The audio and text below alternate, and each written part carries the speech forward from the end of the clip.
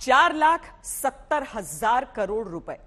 ये वो रकम है जो देश में कई इंफ्रास्ट्रक्चर प्रोजेक्ट्स के पूरा होने में देरी की वजह से आपकी जेब से जाएगा, क्योंकि समय पर प्रोजेक्ट के पूरा न होने के कारण उसकी लागत अब करीब 4.25 लाख करोड़ रुपए बढ़ गई।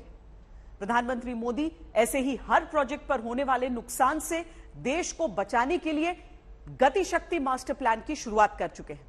भारत में विकास के तमाम प्रोजेक्ट्स में बाधा कभी कभी क्या देश के भीतर के ही कुछ नागरिक बनते हैं जो विकास का विरोध व्यक्ति या पार्टी के विरोध में करते हैं? इस सवाल की वजह है आज का प्रधानमंत्री नरेंद्र मोदी का बयान, जिन्होंने पर्यावरण मंत्रियों से बातचीत में कहा है पर्यावरण की गलत आड़ लेकर विकास को रोकने वाले अर्बन नक्सल को पहचानना जरूरी है।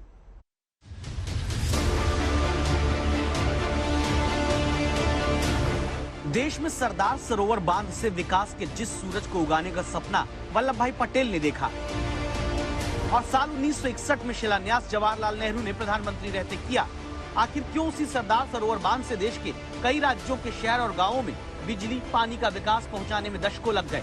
इसका सच प्रधानमंत्री नरेंद्र मोदी ने पर्यावरण मंत्रियों के राष्ट्रीय सम्मेलन में बताया। विकास विरोधियों ने इस इतने बड़े प्रकल्प को, सरदार सरोवर डैम को रोक के रखा था। आपको जानकर के हैरानी होगी साथियों, ये जो सरदार सरोवर डैम एकता नगर में आप बैठे हैं ना, इतना बड़ा जलाशय देखा होगा आपने, इसका शिलान्यास देश आजाद होने के तुरंत बाद किया गया था। सरदार वल्लभ भाई पटेल ने बहुत बड़ी भूमिका निभाई थी।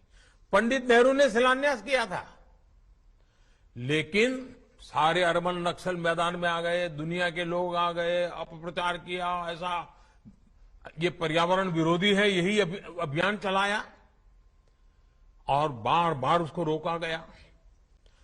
जो काम की शुरुआत नेहरू जी ने की थी वो काम पूरा हुआ मेरा आने के बाद। बताइए कितना देश का पैसा बर्बाद हो गया, और आज वही एकता नगर पर्यावरण का तीर्थ क्षेत्र बन गया। बताते हैं कि 1946 में सरदार पटेल ने इस बांध को बनाने के लिए चर्चा की थी। 1961 में शिलान्यास के बाद साल 2017 में जाकर प्रधानमंत्री नरेंद्र मोदी के रहते देश को यह बांध समर्पित हुआ।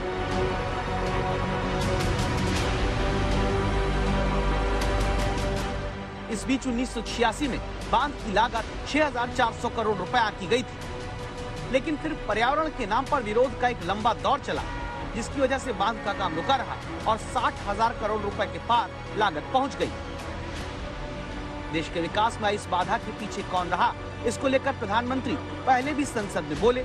इस बार अर्बन नक्सल का नाम लेकर पर्यावरण मंत्रियों को सचेत किया।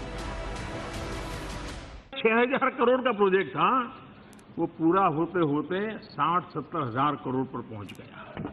ये देश की क्या सेवा की आप देखिए। इतना ही नहीं, यूपीए सरकार के समय भी इसको रोकने का प्रयास हुआ। 86-87 में 6,000 करोड़ का खर्चा 62,000 पहुंचा। हमने आकर के इसको पूरा किया। मुझे अनशन पर बैठना पड़ा था, यूपीए सरकार के खिलाफ मुझे अनशन पर बैठना पड़ा था मुख्यमंत्री को, क्योंकि सारी चीजें रोक दी गई थी, और तब जाकर के योजना, और अभी मैंने इसको पूरा किया। अभी प्रधानमंत्री बनने के पहले 15 दिन में मैंने जो उनको रुकावटें थी सारी हटाने का काम किया था। ये अर्बन नक्सल आज भी चुप नहीं है, आज भी उनकी खेल खेल रहे हैं। उनके झूठ पकड़े गए वो भी स्वीकार करने को तैयार नहीं है। अब उनको अब राजनीतिक समर्थन मिल जाता है कुछ लोगों का। साथियों, भारत में विकास को रोकने के लिए कई ग्लोबल इंस्टीट्यूशन भी, कई फाउंडेशन भी ऐसे बड़े पसंद आने वाले विषय पकड़ करके तूफान खड़ा कर देते हैं, और ये हमारे अर्बन नक्सल उसको माथे पर लेकर के नाचते रहते हैं और हमारी हर रुकावट आ जाती है। सरदार सरोवर बांध से अब करोड़ों नागरिकों को पानी मिलता है, तो आखिर वो अर्बन नक्सल कौन है जिन्हें पर्यावरण के नाम पर विकास का विरोधी प्रधानमंत्री ने बताया?